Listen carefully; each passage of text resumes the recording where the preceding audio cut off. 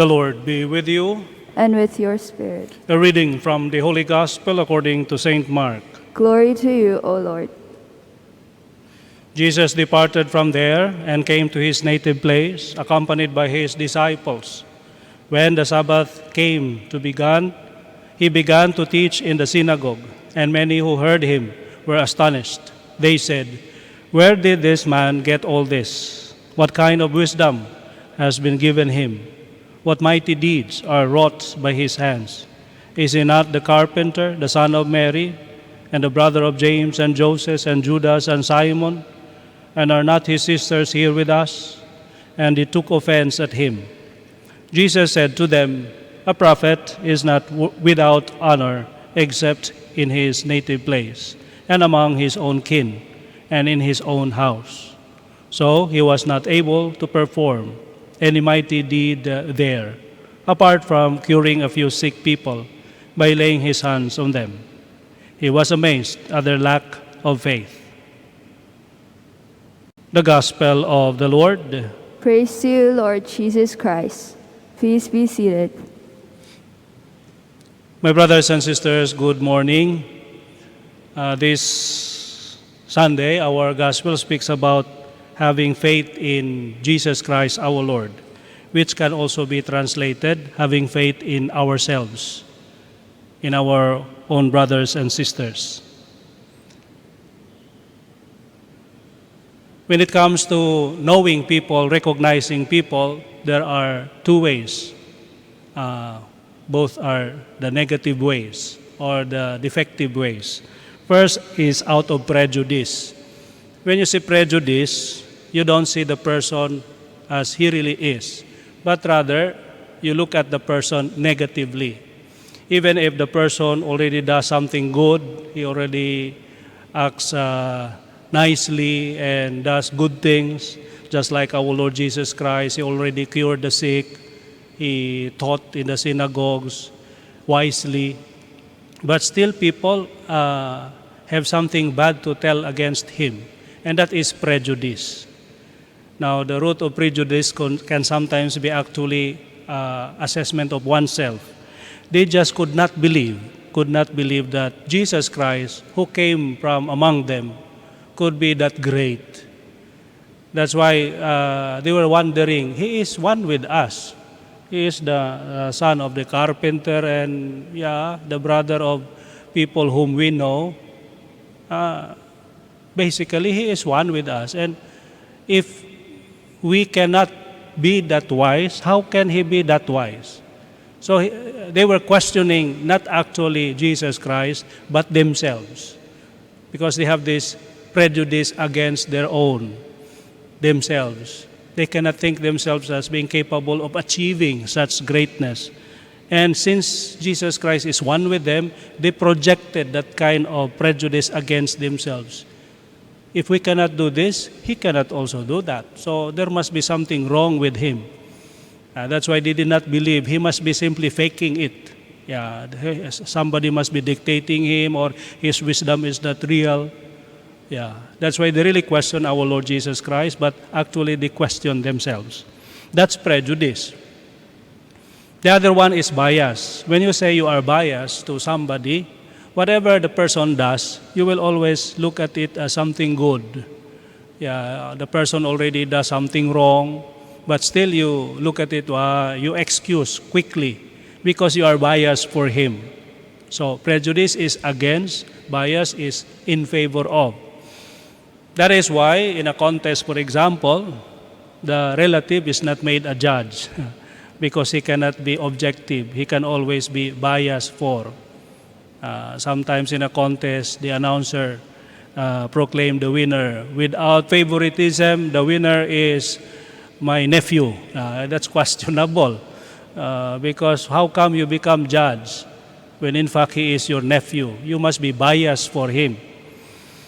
And then of course, judge or even doctors, they are not allowed to operate. A doctor is not allowed to operate a patient who is close to him or her, a parent for example, because he cannot be objective. He will always be having this, because just for example, a doctor would cut now open the chest of the mother, he would be affected emotionally because he is so biased. He is so much taken by the person because she is the mother of the person. That's why most likely they would tremble, then would much hesitation and trepidation. That's why they have to inhibit themselves. A judge if the accused is the son of the judge, of course, he cannot be the judge because he will always be biased for the son. So both ways are not an exact assessment of the person. So our invitation now is not to be prejudiced against anyone or to be biased for someone. Rather, we really look into the person and try to objectively assess him. But are we capable of doing that? In the perfect sense, no. Because there is limit to what we can know. And there is always weakness in everyone. But that weakness does not actually measure out or use as a measurement to assess the person. Because we are good, not simply because of what we do. That would be now our mistake. If we measure the person by what he does or what she accomplishes, but rather we measure ourselves in what worth or value that our Lord has given us. So we are worthy, we are valuable, not because of what we have done in life, but because what God has done to our lives. So He has offered Himself. He has bought us with His body and His blood, with His life. That's why our value now is that the value of God, meaning His sacrifices. That is why He elevated us by telling us, you are no longer my slaves or slaves. I call you friends. And God is our Father, so you are my brothers and sisters. That's why the devil really was envious, yeah? Because man already committed a mistake, a severe mistake, but then he was elevated to the status of brother and sister, sons and daughters of the Father, and brothers and sisters to our Lord Jesus Christ.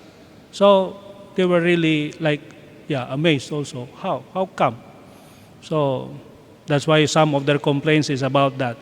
Well, it is because our weakness become now our strength. Just like St. Paul in the second reading, he was asking from God to free him from the thorn in the flesh. What is the thorn in the flesh? Well, to put it simply, a weakness. We do not know what exactly. There are some theories, but the fact is, St. Paul experiences some kind of weakness in himself. From our perspective, he must already be perfect. He was an apostle, although not a good preacher perhaps, because in one of the occasion, one of the listeners fell because asleep. So, yeah. But of course, in terms of content and in terms of service, St. Paul was already a great apostle to the Gentiles, considering that he was preaching not to the followers of our Lord Jesus Christ, not to his disciples, not to the Jews or to the Jewish people, but to the Gentiles, those who are the barbarians, the outside the fold of the Jewish people, the chosen people. So he must be great along that line. But still he has a weakness. And he asked the Lord, please take away this thorn in my flesh. But God said, no. Because that weakness is good for you. In your weakness, you will find strength. Meaning, this is now the meaning that when we recognize our weaknesses, when we recognize that we are weak, then that will open to the possibility of us asking God for help. Now, sometimes when we feel so good and so complete and perfect, no problem in life, we oftentimes forget God because we remember Him only when we are in need. But in times of good times, we might somehow remember Him, but not much because we don't feel the need. So the weakness is there for us to feel the need and to always remember God. And in fact, only in allowing God to enter into our lives that we really become strong. Because without God, we can accomplish nothing. So let our weakness then remind us of our need of God. And then of course, when we do so, then we really become strong. And then that's now the measure we relate to others. That instead of judging others, because in terms of weakness, everybody has weaknesses. And if we find faults, of course, if the people during his time find fault at our Lord Jesus Christ, who is already the perfect man, how much more to ordinary man? There will always be weaknesses. So the challenge today is to see strength in weakness, to see goodness out of shortcomings. Say, for example, this COVID. Of course, the present pandemic, if we look at it, its impact is very negative because it,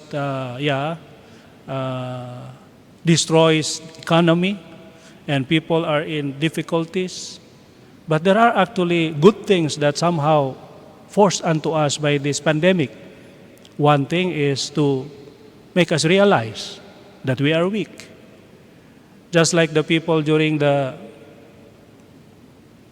times of building the Tower of Babel, it illustrates man's pride because they speak in one language. That's why they thought that they are already so capable, so strong, that they can reach heaven without even asking God. They will just have to build that building and then they will reach heaven. But then, God simply confused them by making them speak different languages that they cannot understand one another. And then, everything already crumbled. They could not already communicate with one another. Now, with these modern times, we are so sophisticated. People from far away, we can talk like directly,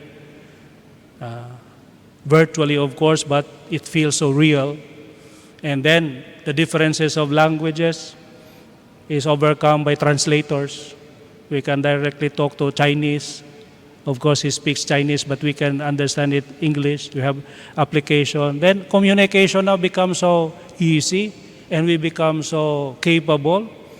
And then we are overwhelmed by our accomplishments that we forget God. We travel anywhere and then we feel so capable.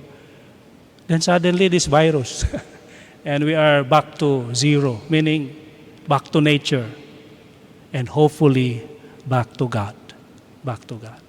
So this is our invitation today. First, not to put down anyone, but rather to let our gaze penetrate the inner core, the inner goodness of the person.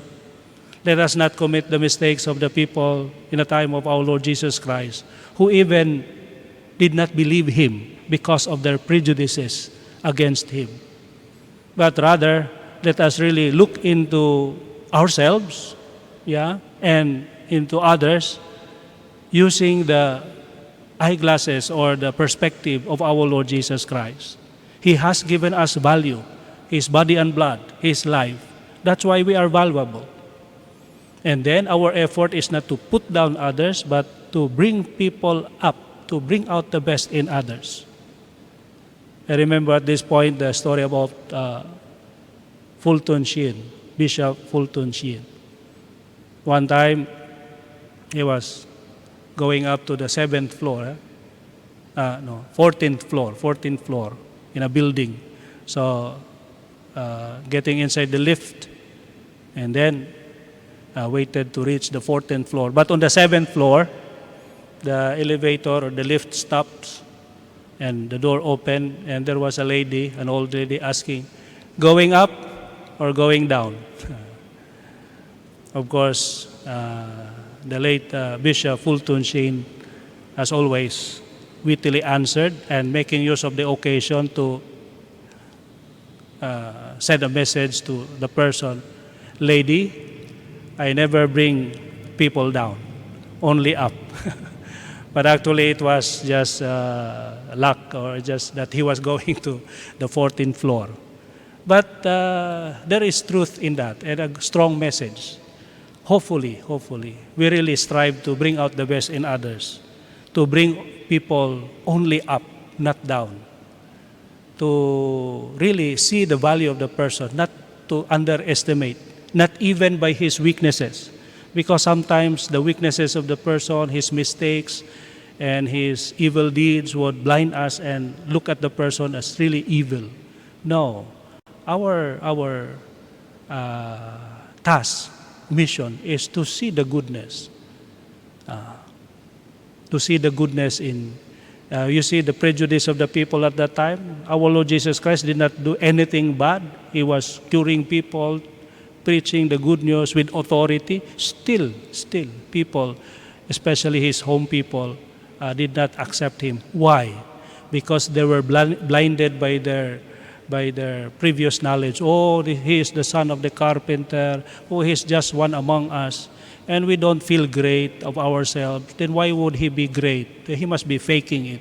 So they were doubting him because they looked at him based on themselves. Rather, let us really look into ourselves as God has given us value. Then when we see that value, we will always appreciate other people, and we will not miss the chance of believing in people, believing in ourselves, and believing in God. As we do, then we will all be able to really rise up against all odds, and we will be good.